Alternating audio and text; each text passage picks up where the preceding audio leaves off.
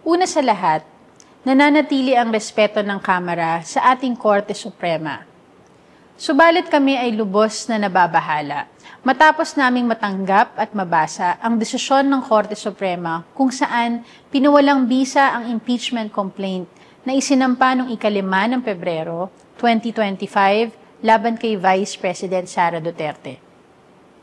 Ang Kamara, matapos ang masusing pag-aaral, ay maghahain ng motion for reconsideration dahil ang desisyon na nagsasabing ang articles of impeachment ay ipinadala sa Senado ay barred or unconstitutional, ay nakaangkla sa mga factual premises o findings na mali at salungat sa opisyal na record ng Kamara. Naninindigan ng Kamara na ang proseso ng impeachment ay naaayon at sumunod sa konstitusyon at jurisprudence gaya ng desisyon sa Francisco at Gutierrez. Sa madaling salita, ginawa ng Kamara ang lahat upang sundan ang mga alituntunin at prinsipyo ng ating saligang batas at ng mga naunang pasya ng Korte Suprema. Kaya't kami lubos na nababahala sa tila bagong mga requisites na ipinataw sa nasabing desisyon. One of the central facts in the Supreme Court decision is the claim that the February 5 impeachment complaint was transmitted to the Senate without a plenary vote. This is categorically false. Mali po ito. Noong February 5, 2025, si Majority Leader Manix Dalipe ay nagmungkahi na ipasa ang February complaint sa Senado. Batay sa katotohanan ito ay verified at permado nang hindi bababa sa 1/3 ng mga miyembro ng Kamara. Ang mosyong ito ay inaprubahan sa plenaryo at agad rin bumuo ang Kamara ng Panel of Public Prosecutors. Makikita po ito sa House Journal No. 36, at detalyado rin sa opisyal na record of the House of Representatives. Ang transmittal sa Senado ay hindi unilateral o ministerial. It was a clear result of plenary action. The court also claimed that the House failed to act on the first 3 impeachment complaints filed in December 2024. This too is inaccurate. Sa parehong araw na inaksyonan ang February complaint, bumoto rin ang Kamara sa plenaryo na i-archive ang 3 impeachment complaints na inihain noong December. Ginawa ito ilang oras bago mag-adjourn ng session dahil nakumpirma na ang February complaint ay permado at verified ng 1/3 ng mga miyembro ng Kamara.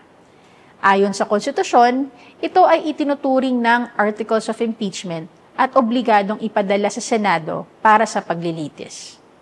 Gayunman, sinabi ng Korte na hindi raw kumilos ang Kamara sa 3 reklamo dahil nag-adjourn na ito, na para bang pinabayaan ang mga ito nang walang aksyon o konsiderasyon.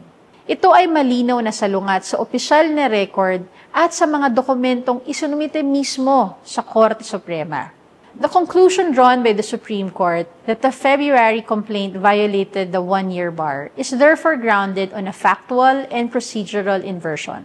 Ang pinakabatayang saligan ng desisyon kung saan umikot ang mga legal pronouncement ng Korte ay mali.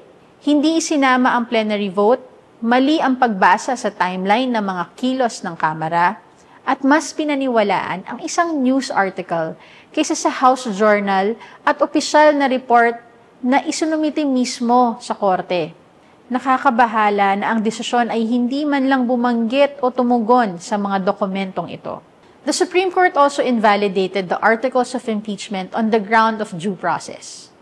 Ayon sa Korte, kahit ang reklamong permado na at verified ng 1/3 ng mga miyembro ay kailangan pa rin basahin ng bawat pumirma at pagkatapos ay i-refer muli sa plenaryo upang pagbotohan. Dapat din daw ay nabigyan ng kopya at pagkakataon ang respondent na sagutin ang reklamo bago ito maisumite sa Senado. Ngunit wala pong ganitong rekisito sa ating konstitusyon o sa mga rules ng Kamara. Sa madaling salita, nagbigay ang Korte ng panibagong patakaran na wala naman sa umiiral na batas. Pinawalang bisa nila ang Articles of Impeachment base sa mga bagong pamantayan ng due process para sa respondent. Meron po tayong tinatawag na Doctrine of Operative Facts. Ibig sabihin, kung sinunod ang batas na umiiral sa panahon ng pagkilos, maituturing na legal or valid ang pagkilos. Ang Kamara ay pinarusahan dahil sinunod namin ang Francisco at Gutierrez rulings, mga pasya na galing din sa Korte Suprema.